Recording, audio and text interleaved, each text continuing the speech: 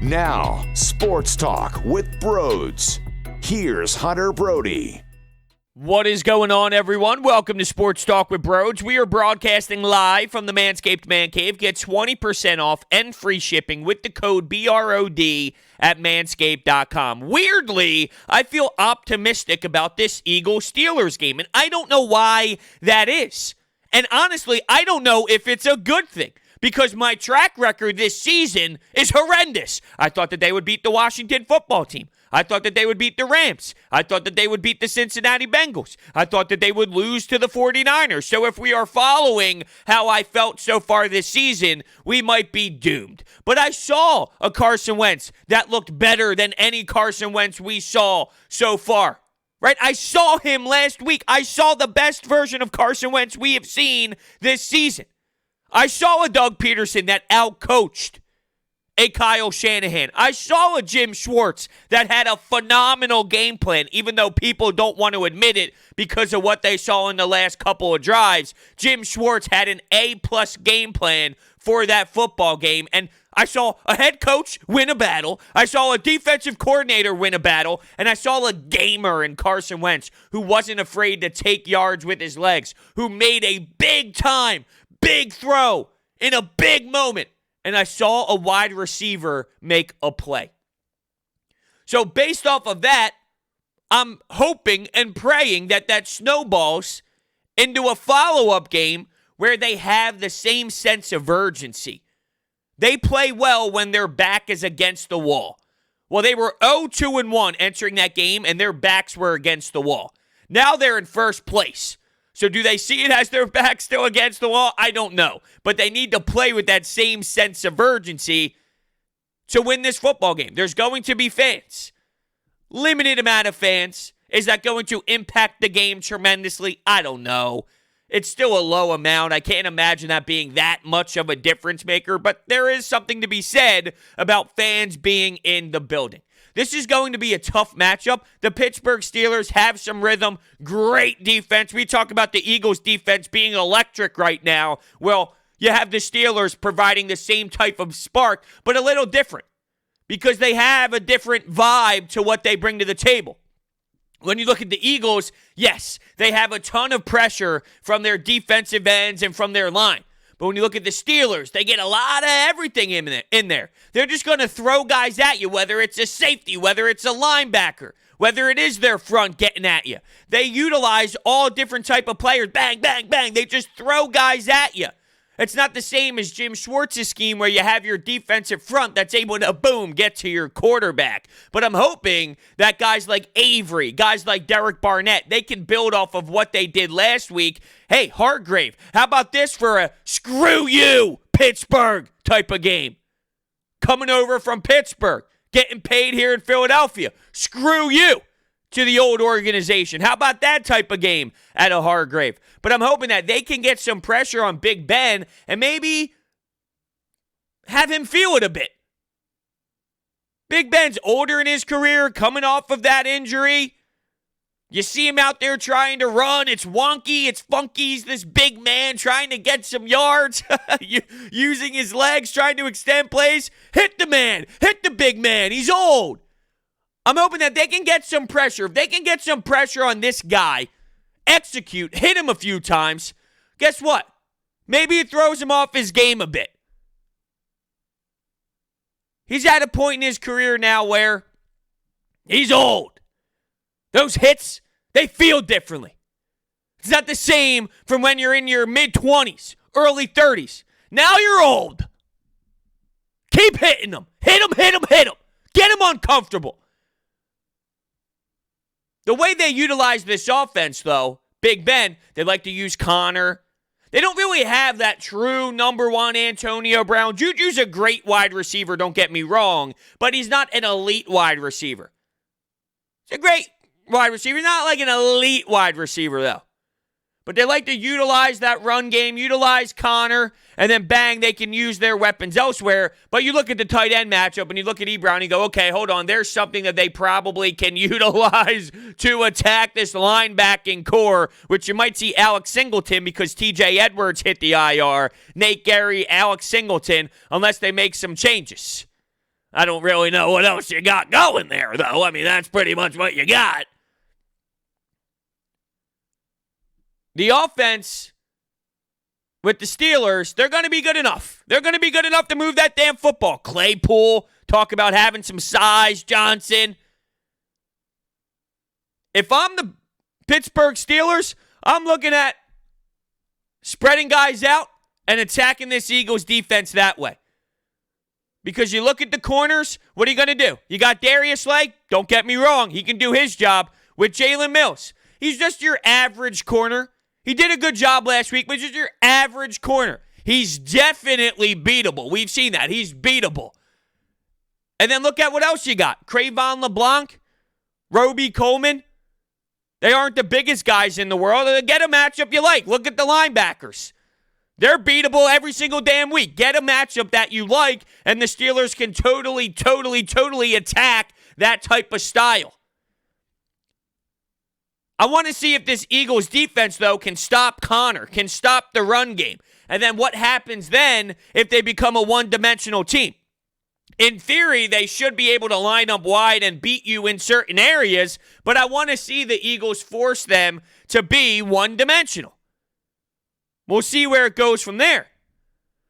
Offensively, though, the game plan for Doug Pederson is going to have to be stellar. You're going to have to see some creativity because I don't think that you can succeed against this defense just doing what you did over last week, where you're throwing it underneath, dunk it here, dunk it there, dunk it here, dunk it there. You're going to have to be more creative. And last week we were screaming, take a shot, Doug. Take a shot, Doug. And they eventually did take the shot to Fulgham, and Fulgham made the play. You have to take shots downfield to keep defenses honest. Now, I'm recording this before I see the injury report on Friday. Alshon didn't practice because of illness yesterday. Deshaun Jackson limited. Whatever it is, you might get Deshaun Jackson. You might not get Deshaun Jackson. Hopefully he's there. You're going to need that type of explosion to help take the top off the defenses. But I haven't seen enough out of Deshaun when he was on the field this year so far for me to get all excited and juiced up to think it's going to make that much of a difference because I haven't seen it yet when he was available. Now, in theory, him being out there should be something that helps this offense roll, help this offense click. But I haven't really seen it that much. So hopefully he's available. If he is, my guess is he's going to be on some sort of limited snap count so they can make sure the hamstring doesn't get worse, where he's got to take off another week. But we'll see. We'll see how that all plays out. Doug has been fine with the script. I look at the script each week, and it looks like, wow, look at the Eagles. They're moving the ball. They have an identity to their offense. And then once the script is over, they look done. They look defeated. They have no rhythm. You need to keep that up. You need to keep up the offense once the script is over, Doug. That's your job. Writing the script is easy. It's what's after the scripted plays that gets a little tougher. And that's on you, Doug, to be able to make sure that this team can be creative, can make plays. Be better after the script, Doug. Miles Sanders. Can they get something going in the passing game? Can they get something going in the passing game with Miles Sanders? Well, I heard Jeff Mosher of Inside the Birds mention this. He's hearing that the Steelers are going to come at this Eagles offense. They are going to attack this Eagles offense. They're coming at you. Well, look at the inexperienced offensive line. It makes a lot of sense, right? Jordan Mailata, you got Herbig, possibly Driscoll in there, Matt Pryor, whatever's happening with Lane Johnson, he's going to be popping in and out, I assume, because of that ankle. So they're not afraid to just rush everybody. On top of that, Carson Wentz hasn't been the strongest, so put him under pressure. Make him think. Make him make a decision. Well, how do you beat that? Can you get the ball out quick to a Miles Sanders? Can you get a matchup with Miles Sanders that you like? Sure thing. Carson Wentz has to hit that. It does seem like Miles Sanders is the target that he struggles with the most, hitting in the passing game. But is there going to be something there? Sure. Now, I mentioned Mailata. This is going to be a different matchup for him. You're going to have so many different explosive guys out there, and they're going to make him think. they're going to have Jordan Mailata in a position where he has to make the proper adjustment. He has to make the proper decision, and he hasn't been accustomed to that yet. It's not going to be the same as it was against the 49ers, where they really didn't test him as much as they should have. TJ Watt going to make moves. I mean, they're going to send all kinds of different players. You got Devin Bush at the linebacker core. You got Fitzpatrick. Fun player to watch. They'll bring the heat. And I think you're going to see some confusion on that line. It's going to come down to communication. Can they communicate and make sure everyone is on the same page when things occur? It's a great question. I think that they are going to struggle this week, sadly. You're going to need Zach Ertz to step up. He was bad. He was just flat out bad. Originally, you thought, okay, look at the 49ers. They're going to probably take him away and force the team to beat you in other ways. But when you watched film afterwards and you hear people speak about what happened with Zach Ertz, he just wasn't getting open. He wasn't being himself, and he needs to flat out be better. It's on him. I don't want to hear about the contract nonsense. I don't want to hear about anything else. You are Zach Ertz. We have never seen you play like this before. What is happening to you? Get out of your damn mind. Stop thinking so much. Go play football. Go have fun. Enjoy the damn game that you love. Because it's clear to me that something's bothering him. The body language, something is bothering Zach Ertz. And it can't be that way. He has to become available. He needs to provide offense for this team. He has to get open for Carson Wentz. He has to. Now, what's this mean for Greg Ward? What's this mean for Fulgham? When you get your chances, catch the ball. And Greg Ward at this point, Mr. Reliable, I can call him. The guy just catches everything that comes his way. What's this mean for John Hightower? When you get your chances, keep making the most of them. Because guess what? If Fulgham makes another play, if he makes another big-time catch, doesn't necessarily have to be as big as what happened last week, but let's say he has 3-4 catches. It's going to be a hard decision to take him out of the lineup then. Make it hard. Make it hard for Doug Pederson to look at your name on the paper in his office and say, we're taking him out. Make that a hard decision. With J-Jaw being back, woohoo, the guy stinks. I never want to see him on the field. Never. So I'm not even excited to see him. I think other people deserve more chances than him. It's crazy. You got to win the turnover battle. Pretty simple, right? Win the turnover battle. This defense created multiple turnovers last week, intercepted a couple balls.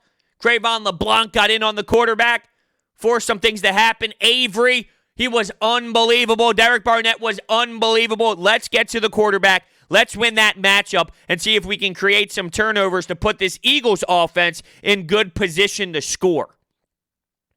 Put this Eagles offense in a short field scenario, which can then help this squad score points easily. Big game out of Carson Wentz. I want to see him take that next step. He was great last week. Great in terms of what he was. Okay, it wasn't like great, but I was very proud of his battle and how he looked compared to the other weeks. Let's build off of that. Let's take that, let's add to it, and let's continue to take steps towards the Carson Wentz that we believe that you can be. Am I feeling a little money line bet on the Eagles? The last I looked, they were about an 8-point underdog. That's scary. Do I take the Eagles money line? Last week, by the start of the game, they were a 9.5-point underdog on the road to San Fran, and bang, Eagles outright. So I am leaning towards thinking, do I go down that road? But here's the thing. I will utilize BetQL to help me make an educated decision. And you can do the same. If you go to BetQL.com or download their mobile app, you can get all the analytics, all the trends. You can dive into each game specifically and look at the analysis to help you make a proper, educated decision before placing a bet. You want to see where all the professional bettors are headed? Easy. You can see in a graph where the sharp money is going on the money line, on the spread, on the over-under as well, on the first half. You name it. There's so much data for you to use. And if you use promo code BROADS20 at checkout, you get 20% off of your first payment. It's a no-brainer. The amount of money you spend on that first payment for the money you're going to get in return when you cash in every single night, it's laughable. It's so worth it. Promo code BROADS20. We're also utilizing a NFL Weekly Pick'em pool each week presented by BetQL, where we're giving away weekly prizes and a grand prize courtesy of Rosnov Jewelers, a championship bracelet. Make sure you enter to win. All the information is down below. Let's head into the Anytime Hotline calls now. I took phone calls from you. The phone number is 856-442-9805. And I love listening to your predictions heading into each game. Let's start it off. Broads, what's up, man? It's your favorite Ohio bird strand from Youngstown. I think we have a hell of a shot to win this game, man. It all starts with our young backups on the O-line, though. It really does. If they can neutralize that Steelers pass rush, that would be ideal. We also need to roll out Carson, keep him using those legs. I actually think our D is starting to find its rhythm and start to work together. You got to remember we have a lot of new pieces on that D. I think we'll get to Big Ben and disrupt that just okay Pittsburgh offense. But I would like to see Mills and Slay as our corners and Wallace and McLeod as our safeties, though. I think Schwartz has all these guys focused. If nothing else, I think our D can win this game, believe it or not. Not too confident on our O, but let's hope. San Francisco game, a lot of injured corners on that, defense for them. So who knows what these young guys can do, receiver guys can do with that. A low-scoring, gritty game. Let's shock the world, baby. Go Birds. A lot of great points. So the D winning the football game. Yeah, they won it last week. And that's why the Jim Schwartz thing, it blows my mind. The defense played really solid last week, and it was the reason why you actually won the game. Wallace at safety, I think he's going to have a lot of learning curves. He's going to have to make some sort of adjustments. He's going to have to experience this to get better, no doubt. I don't think he's ready yet. But that's what you're going to have to use based off of moving Jalen Mills to corner. And I didn't even love Jalen Mills at safety, to be fair. I expected more out of him, and I don't think I got what I thought I was going to get. On Thursday's practice, though, Rodney McLeod was limited. So once again, I'm recording this before you see the actual report for Friday's practice, but he was limited. Let's keep an eye out on that and see what he did on Friday's practice. He's going to be a key piece to that secondary. You need him to play back there, or you're going to have some trouble. I guess I expect him to, but he did pop up on that Thursday's report, so keep an eye out on that. Rolling out Carson is so big. I don't know why this happens, but when he is rolling out and using his legs, he just becomes a different player. He becomes a different player. And I see quarterbacks around the league, whether it's Mahomes or any of these other guys, Russell Wilson, when there's coverage downfield and that quarterback then takes the yards and ends up getting that first down, gaining 12 yards, getting first down, it's such a brutal buzzkill. It's sort of like when someone who's playing baseball gets a dinky infield hit. It's so deflating, right? It's like, God, we did everything right, but they ended up getting that hit. It's like the defense looks at it as, we played this beautifully, yet this quarterback is out here just making plays, and it's very deflating. That's how I see it when a quarterback does that, and you got to continue to do that because Carson Wentz plays so well when he's running, when he's seeing the field, when he's using his legs, when he's in the game. The best way to describe it is he becomes a gamer. And I want to see Doug continue to utilize that at a Carson's game because it's a big key part of what he does when he is extremely successful. Yo, bros, it's Carmen from Scranton, and I just want to give a couple keys to the game on Sunday against Pittsburgh. The first key of the game is that we need to win the battle of the trenches on both sides of the ball. Our defensive line needs to show up as advertised, get pressure on Big Ben. Don't give him time to throw the ball downfield. And on the flip side, can our beat-up offensive line hold its ground against the best defensive pass rush we have seen so far this season? The second key of the game is unleashing Miles Sanders. He's our biggest playmaker on offense. And keep in mind, he's also from Pittsburgh. This is his homecoming game. I'm pretty sure he's going to have a little extra motivation going into this game. And the third key of the game is for our secondary to stop the deep throws that Big Ben might throw. Pittsburgh's offense has a lot of offensive weapons. And that's the receivers, the running backs, and Big Ben likes to throw it deep. Can our secondary hold up against the Pittsburgh offensive attack? Great question. Darius Slay, he is all as he was advertised, right? He's making plays out there. Darius Slay is phenomenal. They're probably going to take some shots, though, on some of these players out there. Jalen Mills might get targeted, right? You know what the linebacker core is all about, so they might find areas in the middle of the field to attack these players constantly. They are there.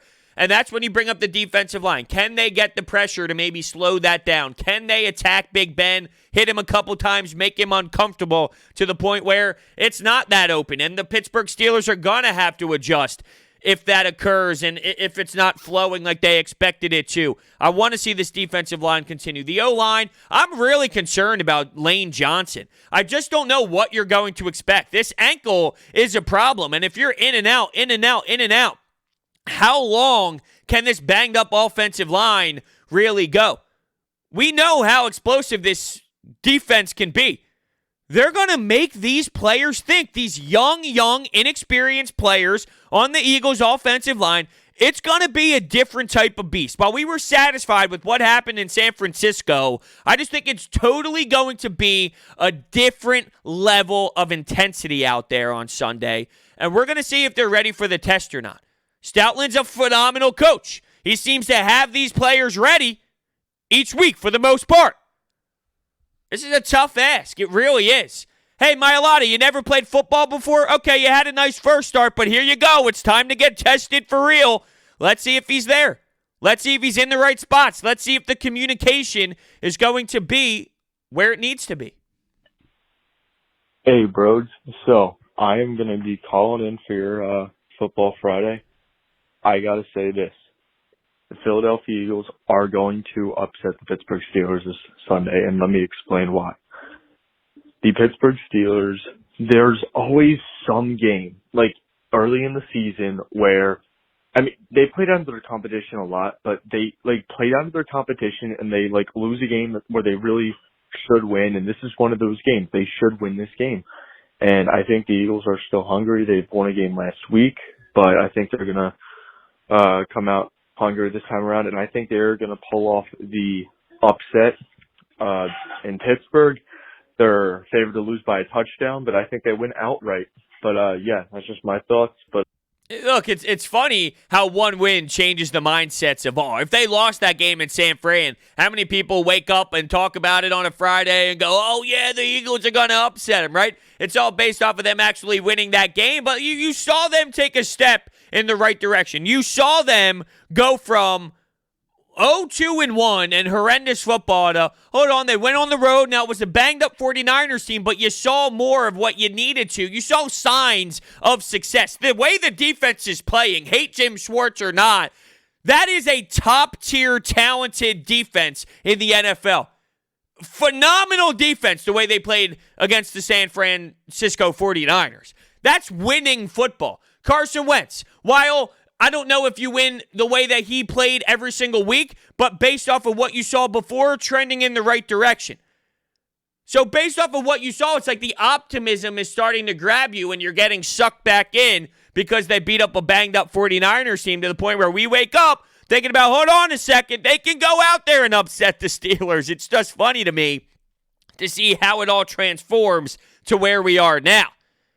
Keep in mind, the Steelers, 3-0. Their three opponents combined have one win. How you doing, Broads? And I think for the Eagles going into this next game, I think the goal is for the offense to run the ball as well as they did against the 49ers. I think that they have a lot of different playmakers on the running in the backfield, and they can also give the ball to Wentz, who has good feet. And if they do that, I think they'll have some explosiveness on the offensive side of the ball. On defense, I think that Jim Schwartz definitely needs to come up with a game plan to account for all of the Steelers' offensive playmakers because they don't have a true superstar outside of Juju Smith-Schuster, but they have so many players, it's honestly hard to keep track of. So Jim Schwartz has got to keep himself on top of that.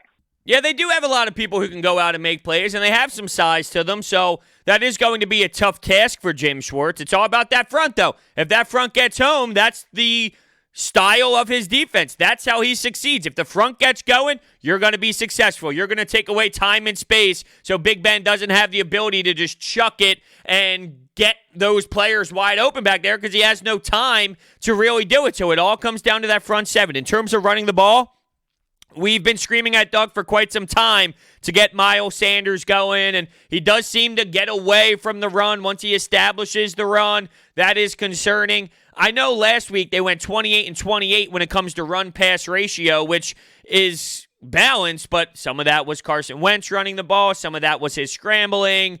It was balanced, though. At the end of the day, it was balanced. Can Miles Sanders get going in that run game? And you have to put some pressure on the offensive line as well to win their battles enough to create those gaps for Miles Sanders to be able to kind of execute where he wants to go on the field. Hey, Broads.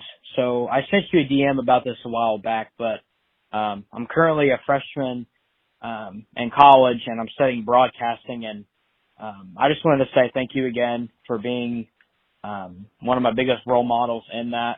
I always love watching your videos, and I just love watching the ideas that you present and just your own unique style. And I just thank you. That's the biggest thing I can say is just thank you for being you, and thank you for being so good at your job. It's truly a joy to watch every episode. But second off, I think this there's a lot of questions going into this Pittsburgh Steelers game. Is this offensive line, is Jordan Mailata really legit? Is this whole offensive line legit? You're facing a very tough front seven in the Steelers, and it's really going to be curious on how they're going to match up, and then also vice versa on our defensive line. Was this just a one-hit wonder for Avery? But I think that Carson will bounce back, and he will be better than ever. Love that. First off, I had the goosebumps listening to you in the beginning. That was unbelievable. Thank you so much. That means the world to me. I don't even know how to comprehend what you said there. It's just awesome. Thank you so much for all the kind words. I do it for the people. You know what I mean? I love giving you my sports conversation. I love breaking it down for you. I do it for you guys. Thank you so much for all the kind words. I'm almost speechless right now. And how can I be speechless when I'm sitting here trying to talk about sports? You're going to make me tear up. When it comes to Avery, though, let's get into football. Come on, bro. Suck it up, bro. Just don't cry. No crying in football. Avery. They stood him up. And if you stand him up, it's a different type of beast. One game, though. That's one sample size. Can you get that type of production out of Avery?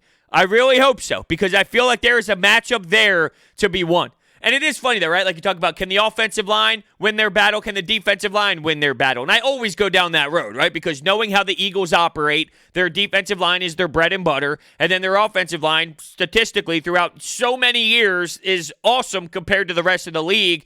And it just seems so cliche, though. Like, if they win their trenches and they win the battle in the trenches, they're going to win. It just seems so cliche, but it's the same road I normally go down based off of the success the Eagles have had in both areas, in both categories of a football team, in both positions of a football team throughout their existence, right? It's not rocket science. Let's win the trenches, and from there, you're going to be put in a good spot. If the offensive line does struggle, though, and Carson Wentz is under duress and he's getting hit a bunch of times, it might get sloppy, though, for the kid, without a doubt. Now, let me preface this by saying I haven't picked an Eagles game right at all this year. However, I expected and I expect Pittsburgh to come out on top in this one. Why? I think Pittsburgh defensively, with their blitzing linebackers and their front, is going to cause a lot of problems for the Eagles' offensive line with their different blitz packages and looks. I see Carson having not much time to throw, and I'll go with the Steelers 23 and the Eagles 10. So, I'm optimistic. And it seems like everyone's thinking the same thing with this offensive line, though. We know that the Steelers can bring some pressure. A different version, though. They do bring a lot of different players up. They utilize different weapons to attack the quarterback to bring the pressure. I feel optimistic as if they can hang in this football game. Do I know if they're going to win or not? Do I feel like they're going to win or not? I don't know. I don't really have a good sense of if they win or not win. I'm just optimistic that they can hang in the game enough to have a spot where maybe they can win the game. Like, I think they're going to be involved. I think they're going to be battling. They're going to compete. It's going to be a close game. It just comes down to if they can make that play that takes them over the top. If they do, inch them out just a bit to snag that victory. I don't know. I don't know if they win or not. I just feel optimistic that they're going to be involved enough where they can have that chance to steal that victory on the road. That's my sense right now. So while I feel optimistic, I'm not saying, hey, they're going to go out there and win. I think they have opportunities to, though, if they play a certain way. If Barnett and Avery and Hargrave and Cox and BG can be the explosive front that we need them to be. And speaking of Brandon Graham, there's a video surfacing of him trash talking, screaming at the line of scrimmage, chirping, and he just wouldn't stop for minutes and minutes, and he does it all game. It was just minutes in that scenario. Fletcher Cox was screaming at him, yo, trying to get him to stop. BG's like, I know. The video's all over Twitter. You got to find it. It's pretty damn funny. Just BG just yapping the whole way. Let's get to our final call here. Hey, Broads. So I want to talk about the game on Sunday. It's going to be a very tough matchup against the Steelers. Like, Carson Wentz is going to have to play humongous. The defense is going to have to play humongous. I'm not sure if we're going to get anything with the run game because the Steelers have an amazing run defense. So this is going to be a game where you're relying on Carson Wentz to make plays and relying on the defense to come up with stops. I think realistically, coming into this 3-game stretch, we were expecting for them to win 1 out of 2 originally because they're playing the Steelers, 49ers, and Ravens, and they already gotten a win, so hopefully they can get 2 out of 3, which would be absolutely amazing considering their schedule that's coming up. If you can't run the ball and you turn the Eagles into a one-dimensional squad, which I'm sure that they are going to want to do considering Miles Sanders is their best playmaker and he can go out there and run around and make plays happen on you, you're in trouble. You're in trouble. This team is going to get screwed. If you got to drop Carson Wentz back a bunch of times because you can't run it all, this is going to be a long night for Carson Wentz in this offense based off of the limited weapons. Whether Deshaun Jackson is back or not, I still think you're in a tough spot if you're going to have to tell me Carson Wentz is dropping back a bunch, even if he rolls to the side, even if he rolls out of the pocket and utilizes his legs. I think you're going to be in big-time trouble if you can't get Miles Sanders going because you need to utilize that run game. And I'm very underwhelmed with Boston Scott. I'm very underwhelmed with Corey Clement. I don't think they have a good supporting cast whatsoever. I expected way more out of Boston Scott, and he's not really doing it for me. Now, there's a lot other worse things happening to this team outside of the second and third running back. I can get behind that, but still, I mean, you want a 3-back system, if you will. Now, you can count on some of these different backs, and I don't think that they've been providing clearly enough outside of Miles Sanders, and it doesn't help that Doug Pederson does get away from the run a lot. So, with that being said, this episode of Sports Talk with Broads is sponsored by Orbit Energy and Power, and with over 20 years of experience in the industry, they are home to your solar experts in both residential and commercial projects. They offer flexible financing solutions such as $0 down. In addition, they will make sure that you receive all the state and federal incentives available for switching to solar. They also provide water purification systems, backup energy services, battery storage, and more. So make sure you check them out online. Their information is down below. All right, so I said I feel optimistic. It's time to give my score. Let's write it down here so we don't forget. I will go Eagles. I feel optimistic, so I will give the Eagles the win. I'm not going to say I feel optimistic and then don't give them the win, but I don't think it's a lock. I don't think I absolutely 100% see it. I just think they're going to be in it.